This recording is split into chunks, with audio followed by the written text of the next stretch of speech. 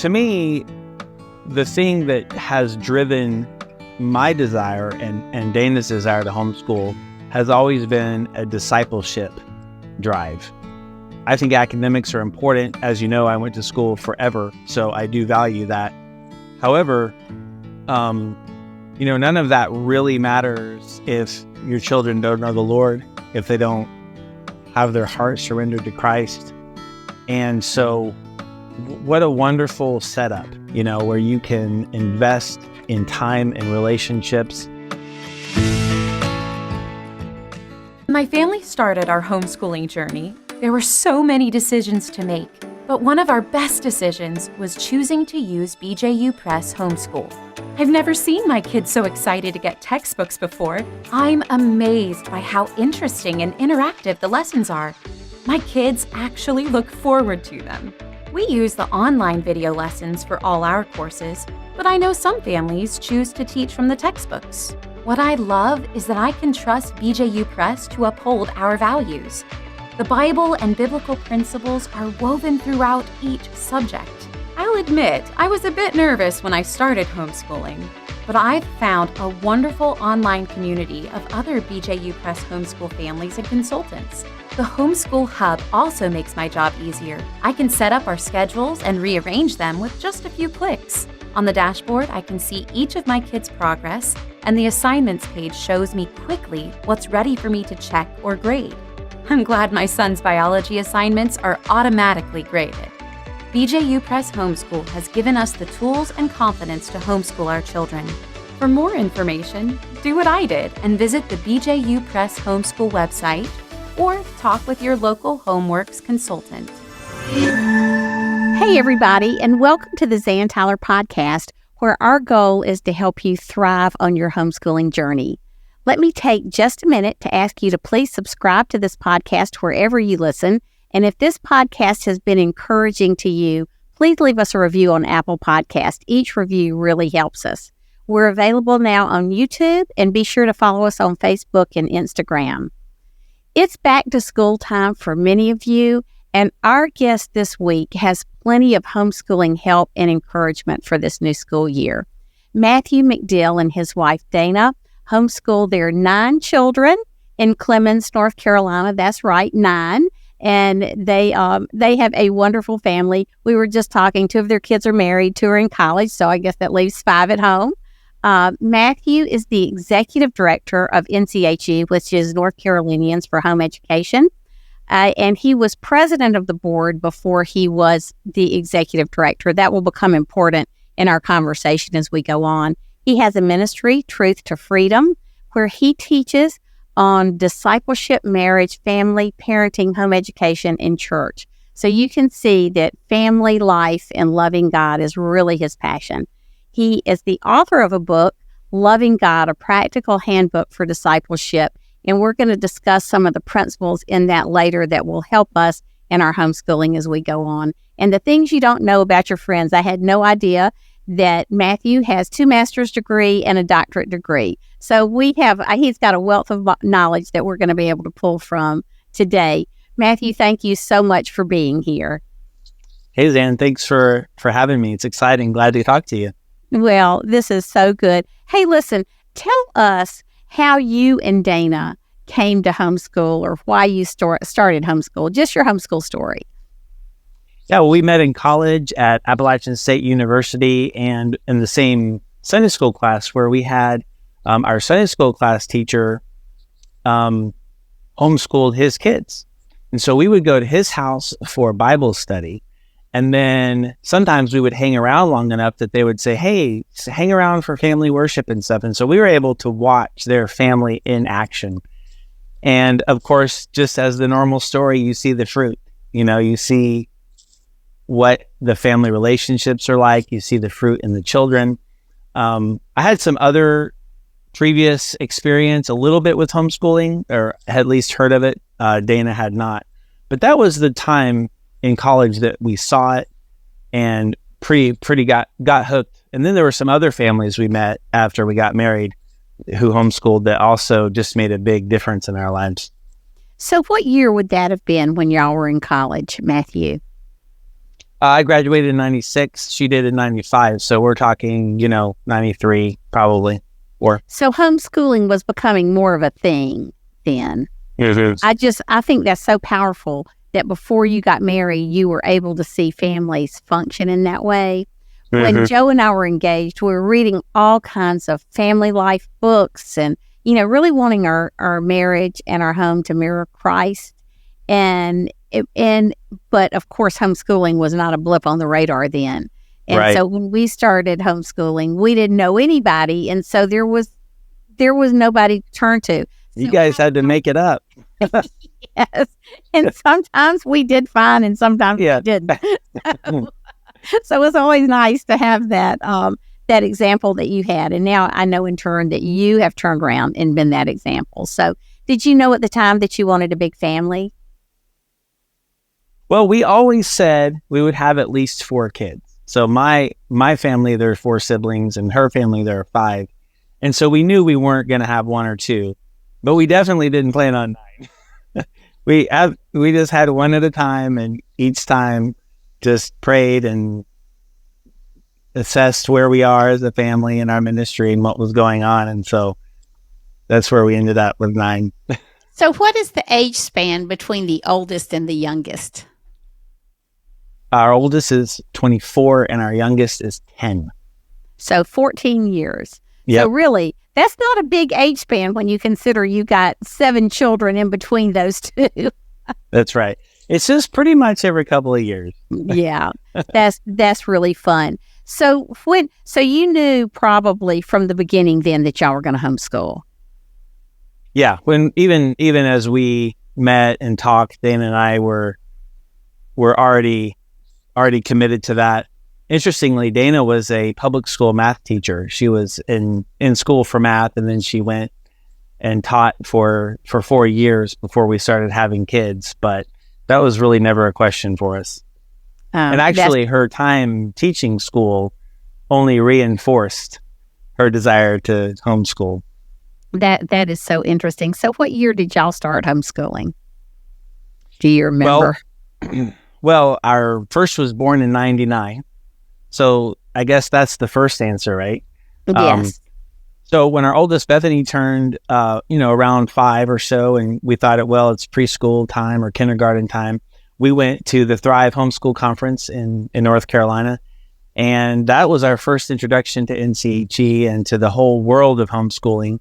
And we've never missed a conference since then. So it's been a long journey. That was the entry point. But that's when we officially thought, we're buying books and deciding on curriculum and such.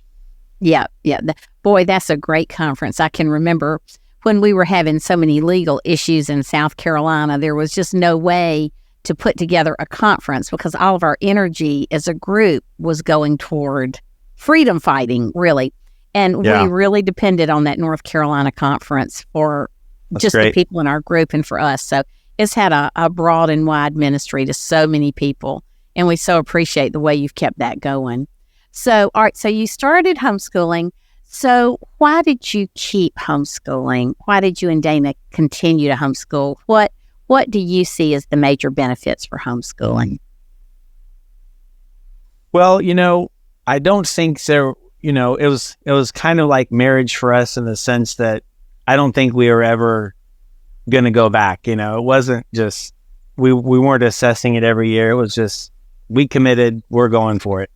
To me, the thing that has driven my desire and Dana's desire to homeschool has always been a discipleship drive. I think academics are important. As you know, I went to school forever, so I do value that. However, none of that really matters if your children don't know the Lord, if they don't have their heart surrendered to Christ. And so what a wonderful setup, where you can invest in time and relationships. And of course, we see the academics as engulfed in the whole discipleship context, right?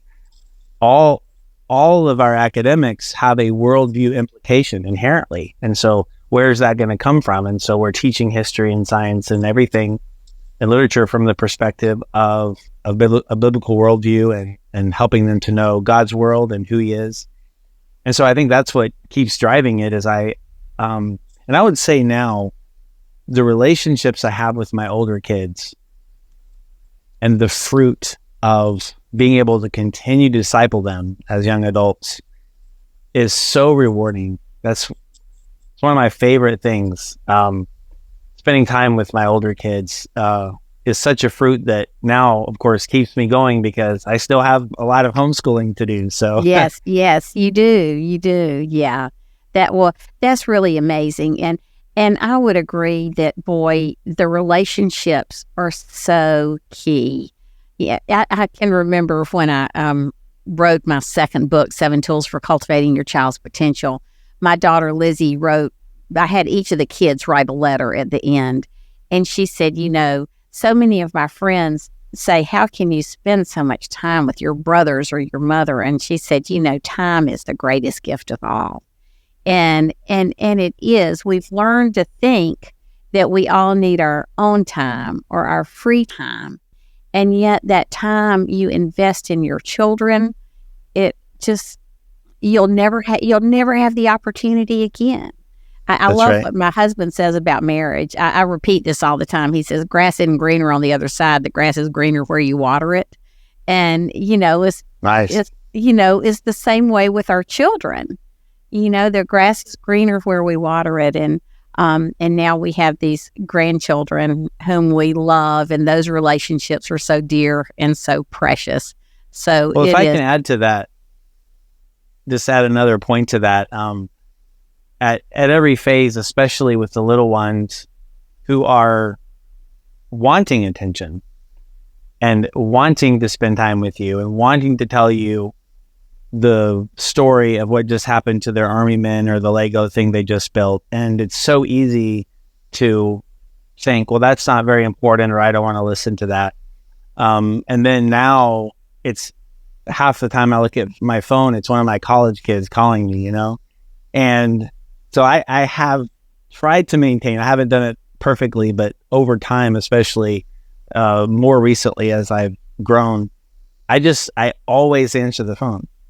Yes. And I always listen to the story, unless I'm in an interview like this or something.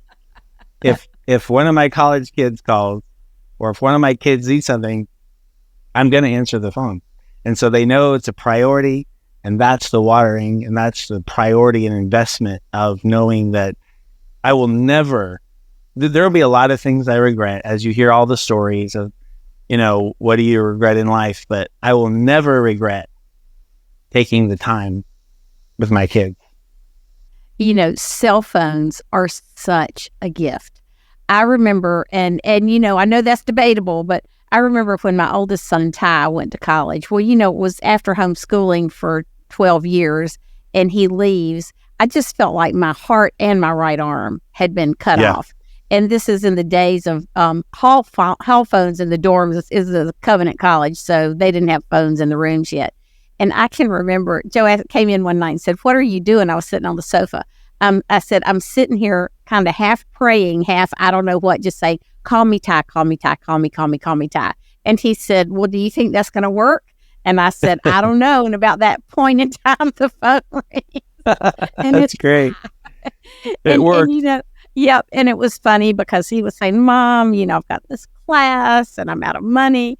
And, I'm thinking, he called me. I said, "Ty, I got money. I mean, not a lot, but I can put money in your account and I can help you with this paper or whatever." It was really a picture to me of the Lord, because he says, "Call on me." And, and he wants us to call on him about the big things and the little things. And he has the resources to give us, when we need a little extra money in our checking account or whatever. That's right. That's great. So I've learned so much about how God loves us, especially from loving our adult children, or as they go, when you're not so involved in the day-to-day anymore. That's right. So those are really powerful thoughts. That's right.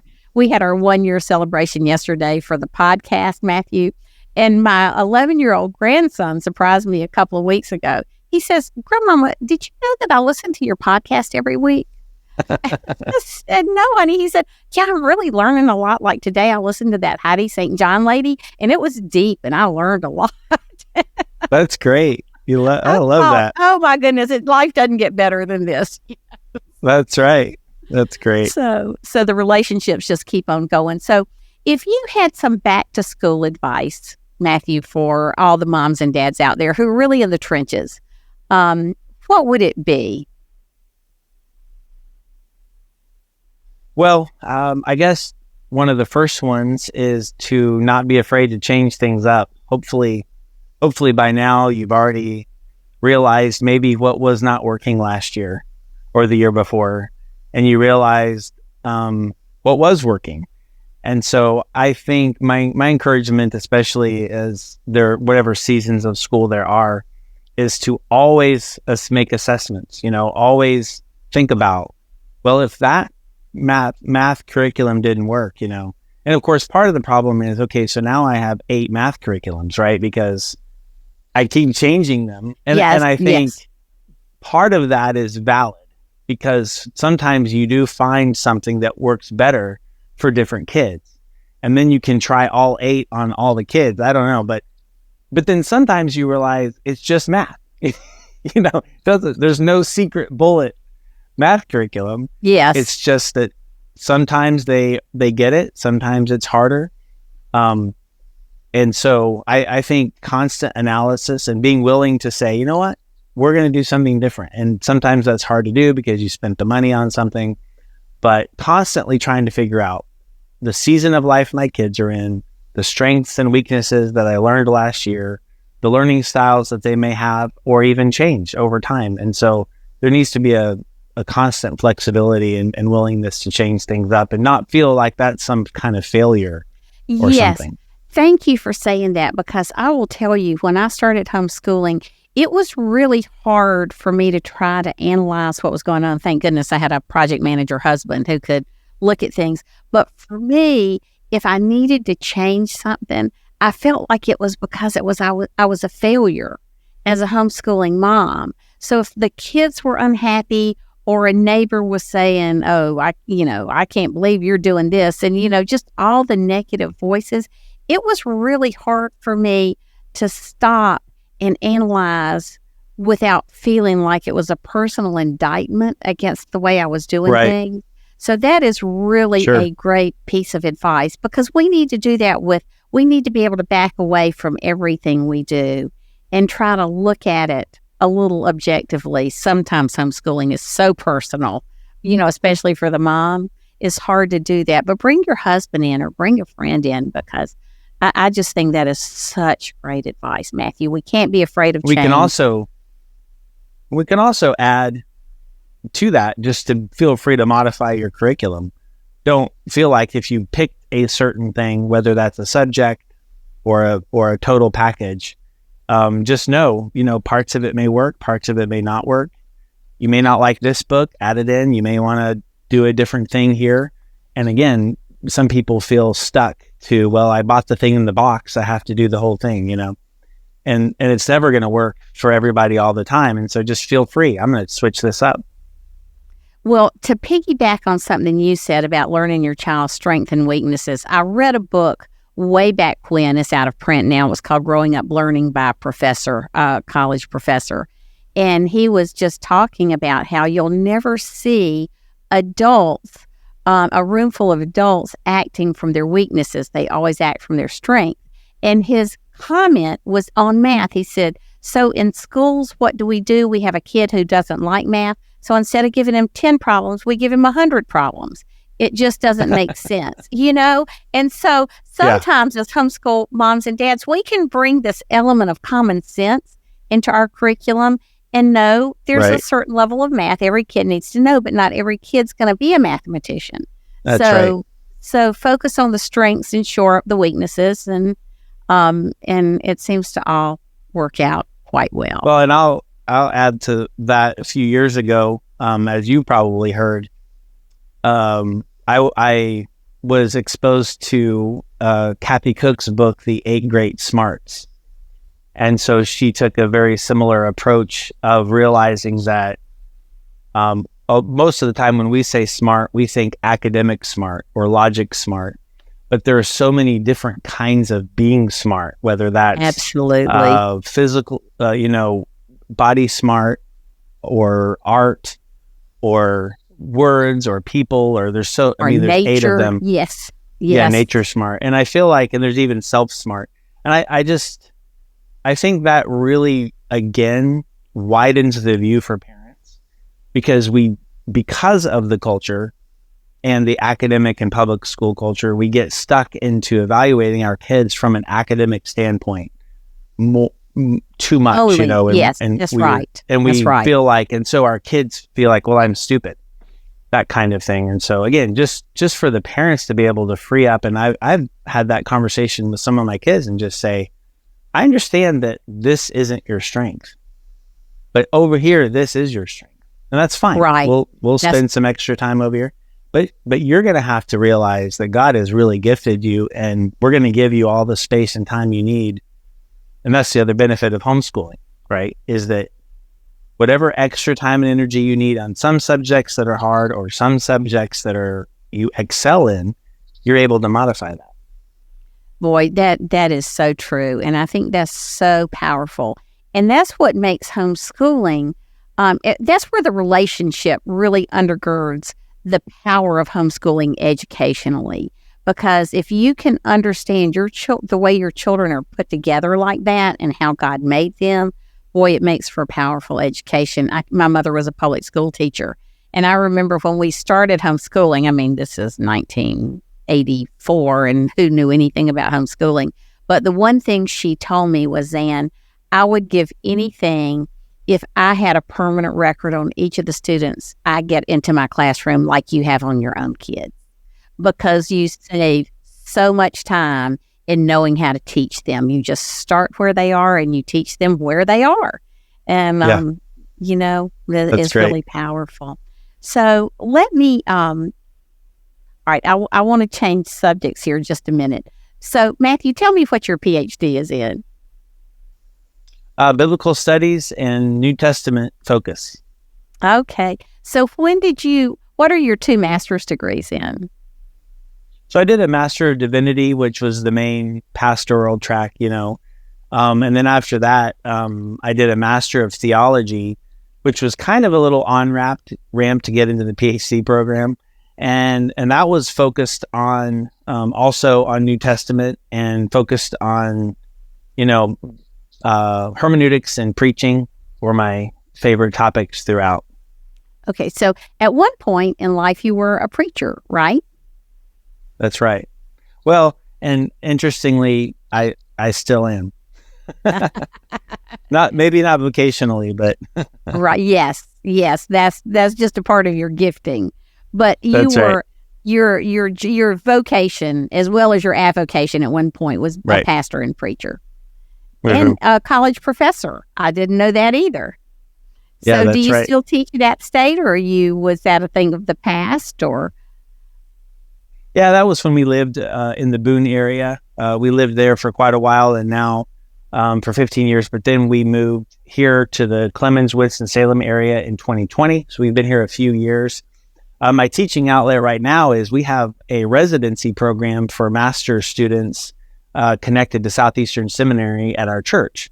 And so I've been able to teach some preaching and New Testament and interpretation classes there. So that's one of my teaching outlets right now.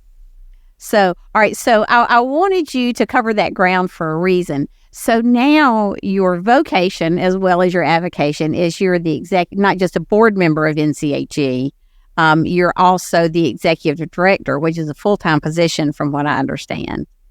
That's right. So, all right. So tell me, what was so compelling to you about taking this job in the homeschooling world that you were willing to give up your preaching and teaching as your vocation? Well, I have to say that for the most part, I just have to say that God was leading me, and I didn't know all the dynamics. It was just the Lord said, turn right, and I turned right. And that was the opportunity that the Lord had for me. I think, though, the reason that I was willing to switch that track, first of all, is because I hoped and assumed that I wouldn't have to stop teaching and preaching, which largely has been the case. So I always look for opportunities to continue to do that. And it gives me the opportunity to continue to speak on some of my favorite topics, which has been parenting and homeschooling and marriage and family issues. So of course, it's a great context for that. And most of all, as we've already discussed, my real drive and passion, and this of course goes to the book that you mentioned, Loving God, is for discipleship, discipling the kids. And so I just thought this is a space in which I can help parents disciple their kids. And homeschooling is just one of those contexts for that. I really believe that if we can succeed in helping moms understand on those days where they feel like all they've done is wipe noses and referee fights, that homeschooling and parenting is kingdom building work, then it gives dignity to the profession. I can remember Elizabeth Elliot was a real mentor of mine, and I had a real privilege of being able to spend a little bit of time with her when she was alive. And but I can remember as a young mother, and I was just beginning to homeschool. I'm sitting in the dentist's office. I mean, I remember it like it was yesterday, and I have to fill out the form, and it says occupation. And so I put mother. I hate the word housewife because it just sounds so something. And, domestic engineer, I don't know. And I thought, and then I thought, I went up to the lady, I said, you know what? There is no way I can fit what I do as a homeschooling mother into this little block. I'm leaving it blank. Yeah. I mean, it was just like this crisis for the moment. Because sometimes as a mom, you feel like you get no respect and, in society. And I really believe that when you're a mom, when you're a dad, your greatest task is, like you said, to disciple your children, to raise them according to the way that God bent them, to raise them to love the Lord Jesus Christ. And that is just as much kingdom building work as when you're a pastor or a minister, a missionary, whatever. That's right. And Martin Luther and the other reformers gave us that.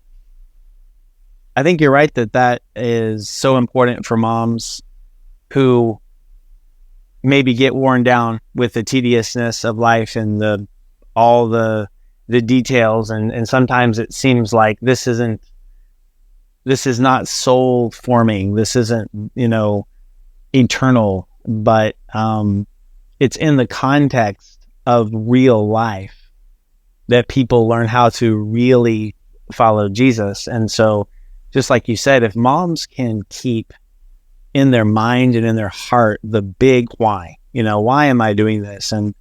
And that it's a huge lesson when the kids are watching. How are you doing that? How are you doing, whether it's household responsibilities or the education or relating to your husband or relating to your wife, or how you're treating your kids and how you're talking to them? I mean, that's just as important as did we cover the facts, because they're watching to see, what does it look like to follow Jesus in real life? Yes, and that's right. You want to show them what that looks like. Yes, that's right. And I was able to read through a part of your book online, and it says, why we do what we do matters to God. And we need to remember that. That's a really powerful statement. That's right. He's looking not only at our actions, but at our hearts, and he loves faith. He loves worship. He loves faithfulness and obedience. He loves children. All of that's very personal. Yeah. And what we're doing is the generations and passing on faith to our generations and raising up a godly heritage is central to his kingdom plan and strategy. So we have to understand that what we're doing is critical to that. Yes, amen. So one thing you and I both share, Matthew, is a love for state organizations in the homeschooling community. And I want to shift. I want to talk to you a little bit about some legislation. I want to talk to you a little bit about freedom fighting. and why state organizations are important. Joe and I started a state org in South Carolina, and it's still there are two in South Carolina, and we're both work well together. We're both very involved legislatively and just trying to keep an eye on things. And I know it was last year or the year before last, some bill, I know bills are coming up all the time. There was some bill I called you about that someone had contacted me about in the North Carolina legislature. And I remember your response was, we're not worried about it. We're keeping an eye on it. We have great relationships with our legislators, basically.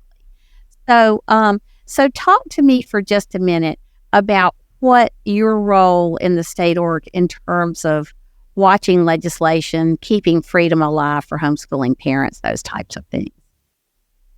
Yeah, the way we state our mission is we help parents homeschool with confidence and joy, and we do that in three ways. And the first one is to protect the rights of North Carolina citizens to homeschool, and then the other two are protect and connect. But to focus on that, that's our first one, and we believe that our work legislatively to establish homeschool-friendly laws, parent-friendly laws, and to protect those, to guard those is one of the most important things that we do.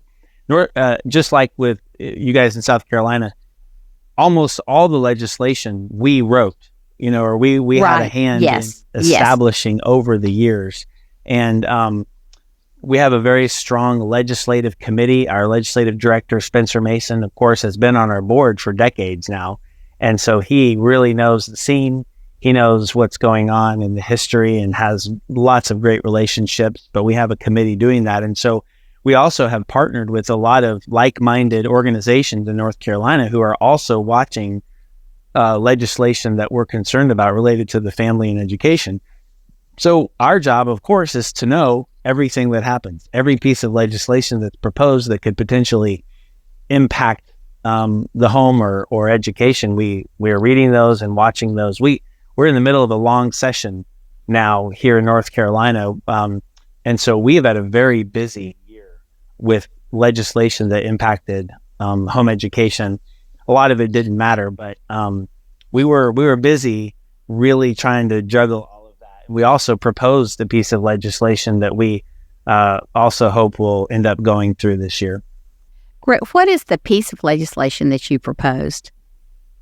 Well, we ran into a problem where our homeschool students were not able to take the PSAT test in our public schools, which was how it's been. That is a problem. Yes. In the past. But in the last few years, especially since COVID, they've not been allowed, not everywhere, but most places, they've not been allowed to do it. And so we were just trying to figure out how to do that. And really, because the school systems are so, independent otherwise, we knew that just introducing legislation to require PSAT and AP testing in public schools. So that's right now, it's probably going to go through. It just got caught up in a bigger bill that's causing it to get slowed down. But it seems like there's enough support. So hopefully, by next year, our students will be able to do that. Boy, that's great. All these little things are important advancement in freedom and people acknowledging the importance of homeschooling, I believe. So there's no small bill or no step of freedom too small to take. I've had a lot of people, as Joe and I have traveled the country, I've had a lot of people say, Zan, I don't know why you're still worried about homeschooling freedom. Look how many homeschoolers there are now. There are millions and millions, really millions more since COVID. Yeah. And, I want to say, really, that puts a bigger target on our back. People are more aware. We're taking more money from the public school system. I mean, if you want to look at it that way, that's how our enemies look at it. You're taking our resources. And which is certainly not the goal of homeschooling, but it can be a consequence of it.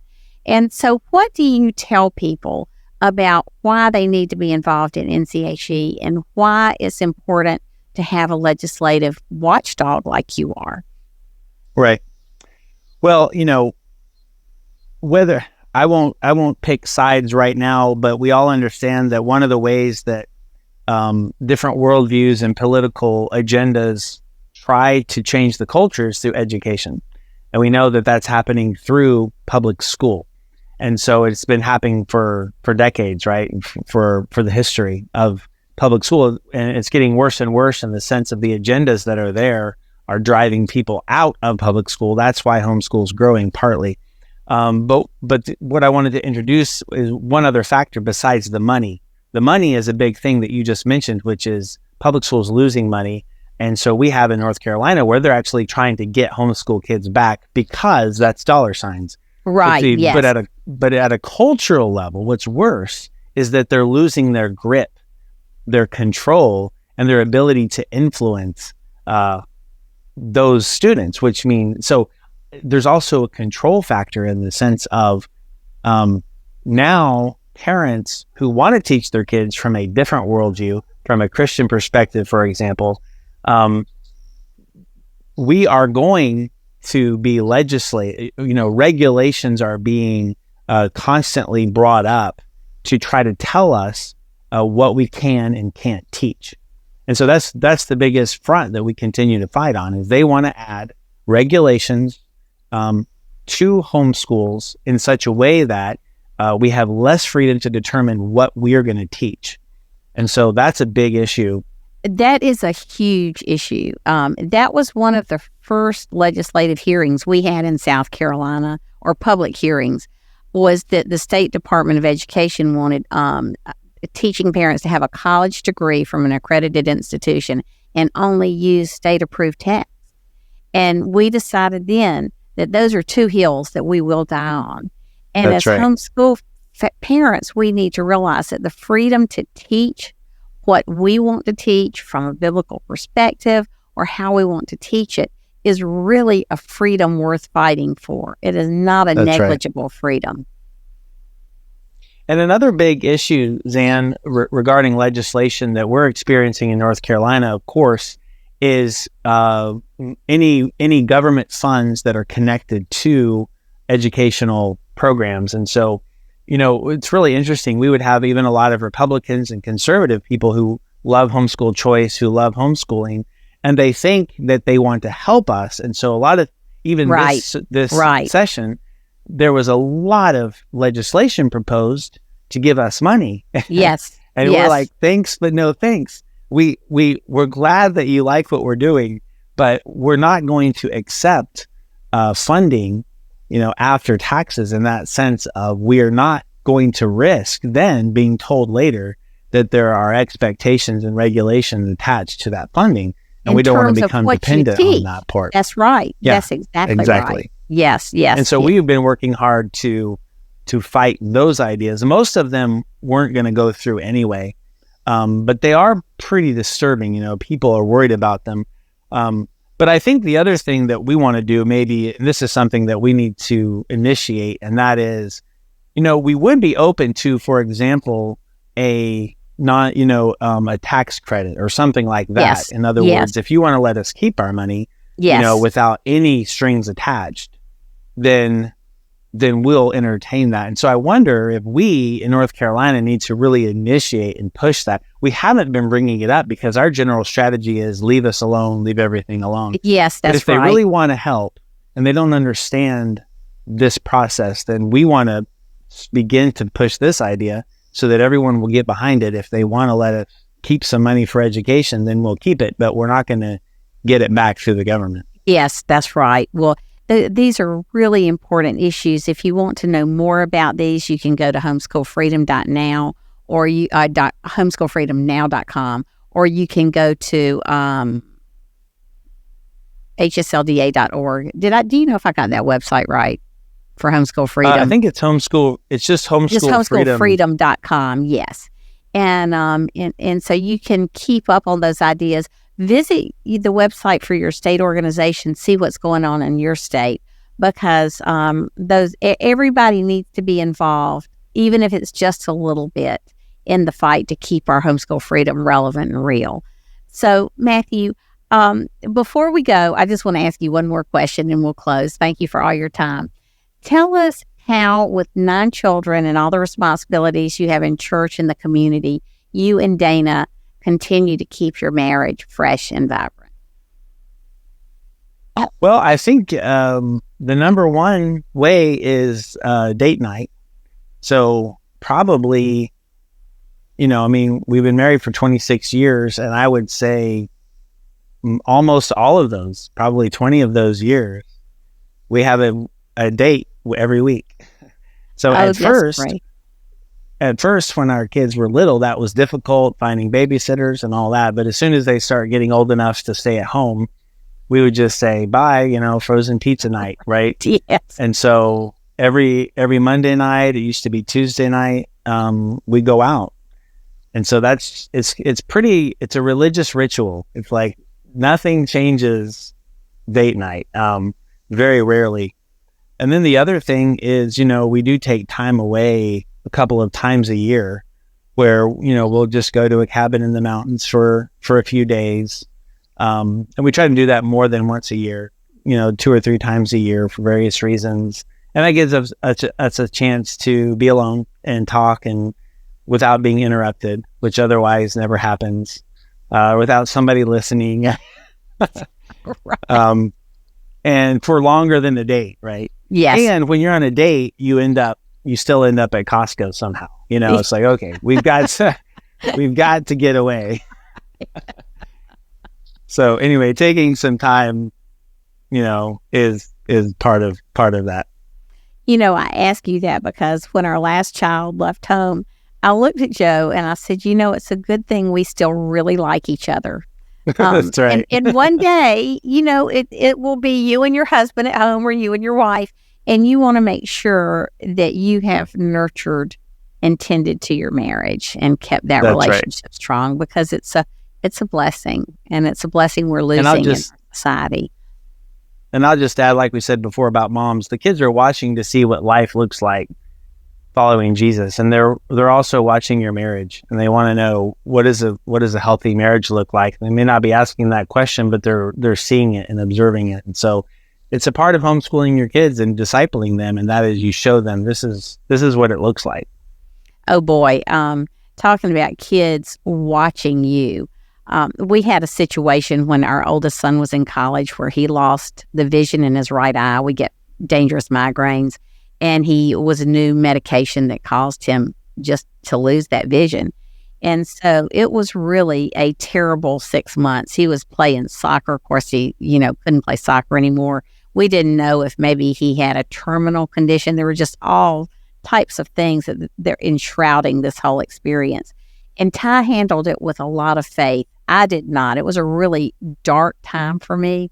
So both of my kids, both of the boys, Ty and John, were at Covenant College, and people there were so good. We had medical friends who said, if Ty's not depressed, leave him where he is. Let him stay in college. He wanted to stay there, and he was doing well. So we did, but it was 350 miles away. And but people on the mountain, Lookout Mountain, would let us stay in their houses sometimes. And so Lizzie, I was still homeschooling Lizzie, and we would make the trip a couple of times a month up there to spend time with Ty. And so it was one of those nights. She was sleeping with her brothers because they were both gone. She missed them, dearly. And so she came and got into bed with me about 2:00 in the morning. And she said, Mom, the family's appointed me to talk to you about something. And I thought, oh, this can't be good. Oh, boy. And I said, so what is it, Lizzie? And she said, well, you've always taught us that God is good and God is sovereign. And we want to know when you're going to start living that way again. Hey, yikes. And, I was mad at that. Of course, I didn't let her know I was mad. I'm screaming at God. I'm mad at God, This is my son. If I want to be depressed, I'm going to be depressed. But it was such a reminder to me that our children do watch how we live. And so it was good that I could talk to them about that and say, okay, pray for, I need to do better. But our faith, sometimes you think our faith doesn't matter to them, or the way we handle things doesn't matter, because, you rarely get that feedback. But that was such a clarion call to me, really, from the Holy Spirit, that it does matter. It does matter. And so it really it changed my life in a lot of ways. So when you say our kids are watching, our kids really are watching whether they give you the feedback every day, like Mom and Dad, we really appreciate your marriage and we really appreciate being homeschooled. You're not going to hear those words much, but our kids That's do. Great. Like so what a powerful story. Well, Matthew, thank you so much for being here today. Thank you for all you've done for families, the homeschooling movement. Thank you for your own family. It's such a testimony. And I guess we'll be seeing you soon in September. That's right. Coming up soon. Yeah, we go to a national leadership conference together, two that are back to back. So that's always good for us, good fellowship. Well, thank you so much, and God continue. Thanks, tell Sam. everybody where they can find you, Matthew. Well, of course, if you're in North Carolina, you can go to nche.com to find out more about North Carolinians for Home Education. And then there's truthtofreedom.org where you can see more about what I'm doing. But you can the book Truth to Freedom, A Practical Handbook for Discipleship, is on Amazon. You can find that there, which I kind of wrote for my kids, but I wrote for any parents or anybody who wants to know how to disciple their kids. Not how to, but what's the content? Right. Like, what do we talk about? That's the primary thrust. What's the title of that book again? Loving God. Loving God. Okay. And then the subtitle is A Practical Handbook for Discipleship. Okay, great. Well, thank you, Matthew. And as always, you can find me at zantyler.com. You can listen to this podcast wherever you listen. And you can also find show notes and a host of other things at zantyler.com/podcast. So thank you all for being with us today. And until next time, bye. Thank you so much for joining me today. I hope this was encouraging and inspiring for you. If you would like more information, you can find me at zantyler.com. Until next time, see you later.